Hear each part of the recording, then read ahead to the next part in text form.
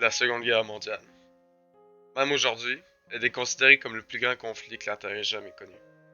Plus de 6 millions de morts et d'innombrables blessés. Le conflit opposait les Alliés, composés de l'Union soviétique, des États-Unis, du Royaume-Uni, du Canada et plein d'autres nations, aux axes, eux, composés de l'Allemagne, du Japon et de l'Italie, avant qu'elle ne change de camp. Du 1er septembre 1939 au 2 septembre 1945, cette guerre aurait duré 6 ans et 1 jour. 4 juin 1944. Point tournant de la guerre. Débarquement en Normandie. Cette bataille fait tourner le couteau dans la plaie des Allemands. Menée par les ordres du commandant américain Dwight Eisenhower, le jour J changera la donne. Avant que l'opération Overlord ait lieu, il y avait une opération similaire qui leur aurait dû survenir un an auparavant, mais dû au manque de préparation et que les courants marins n'étaient pas favorables, ils l'ont donc reporté pour que Mère Nature soit de leur côté. Le jour J a lieu pour ouvrir un troisième front sur l'ouest de l'Europe, soit au nord de la France. Les troupes alliées avaient élaboré un plan d'une grande envergure qui nécessitait l'appui de 1 527 000 soldats américains, canadiens et britanniques déployés la veille de l'acte en Angleterre. Toutes ces troupes devaient se préparer mentalement et physiquement au déploiement qui allait bouleverser à jamais le reste de leur vie. Quelques semaines auparavant, les forces alliées ont fabriqué de faux chars d'assaut et d'autres équipements lourds pour distraire les troupes allemandes. Des chars d'assaut gonflables est une idée brillante qui eut de bonnes répercussions. De la nuit du 5 au 6 juin 1944, aux petites heures du matin, des centaines de milliers de soldats traversèrent la Manche sans savoir ce qu'ils attendaient vraiment. Leur commandant Eisenhower, qui devint le 34e président américain, leur dit « Full victory, nothing else ». Sur les plages françaises, les Allemands les attendaient avec des nids de mitraillettes positionnés dans différents bunkers.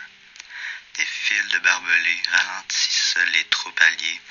L'emploi de bâtons explosifs les aide à passer ces obstacles. Les panneaux des bateaux tombent et une pluie de balles les attend. Les obus filent de tous bords, tous côtés. Les Allemands confortablement installés dans leur bunker sans trop se soucier de ce qui les attendait mitraillent les Alliés, qui ont tout de même réussi à percer les lignes de l'Axe malgré tous les équipements allemands. Une victoire décisive des troupes d'Eisenhower et des Alliés. L'attaque sur les plages de la Normandie par les Alliés était une prouesse militaire. La plage était divisée en 5 sur le sol et en 2 dans les airs. La plage sur le sol était divisée en noms de code: Utah, Omaha, Gold, Juno et Sword. Les Américains attaquaient Omaha et Utah. L'Angleterre, Gold, et le Canada, Juno. La dernière était Sword, et c'était une attaque partagée de la France et de l'Angleterre. Dans les airs, les appareils américains arrivaient de l'ouest, et les appareils anglais, eux, de l'est.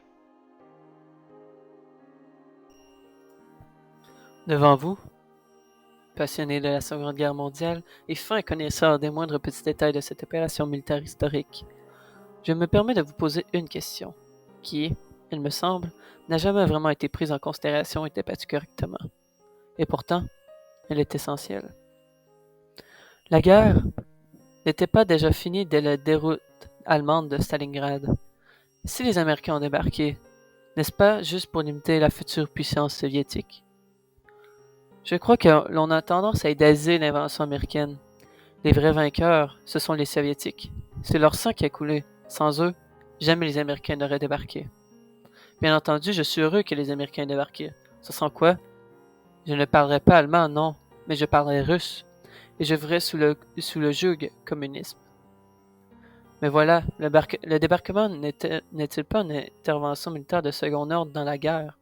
Arrêtons donc d'idéaliser les Américains. Remercions-les, saluons-les, mais n'oublions pas que cette intervention n'a pas pour cause l'amour de la France ou de la liberté, ou je ne sais quoi d'autre, mais est bel et bien motivée par un sursis d'influence en Europe. L'Allemagne avait déjà perdu à Stalingrad le 31 janvier 1943, un an et demi avant le débarquement. Le sort en était fait, et les Russes avançaient trop vite pour les Américains. Mais cette opération de grande envergure comptait parmi l'une des plus grandes opérations de la Seconde Guerre mondiale.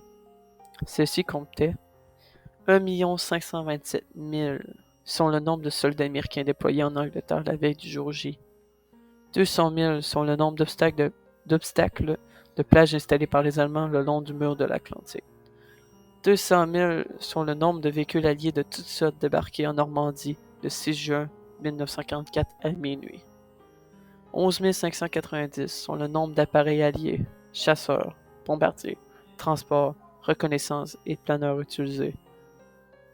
10 394 sont le tonnage de bombes alliées larguées sur la Normandie toute la journée du 6 juin 1944. 9 500 avions alliés d'attaque et d'appui en vol le jour J. 11 085 sont le nombre de missions effectuées par les forces aériennes alliées le 6 juin 1944. Mais une telle opération n'est pas sans perte. En effet, le nombre de victimes alliées pendant le jour J s'élève à plus de 10 500, y compris 1074 de nos camarades canadiens, sans compter d'une perte du côté des Allemands qui s'élève à la valeur de 12 500. En conclusion, le débarquement de Normandie est l'une des batailles les plus importantes de la Seconde Guerre mondiale. Sans elle, peut-être parlerions-nous allemand ou même russe. Cette bataille comptait 4 pays contre 1. Le Canada, la France, l'Angleterre et les États-Unis contre les Allemands. Cette bataille opposait environ 156 000 hommes du côté des Alliés et environ 50 000 hommes du côté des Axes.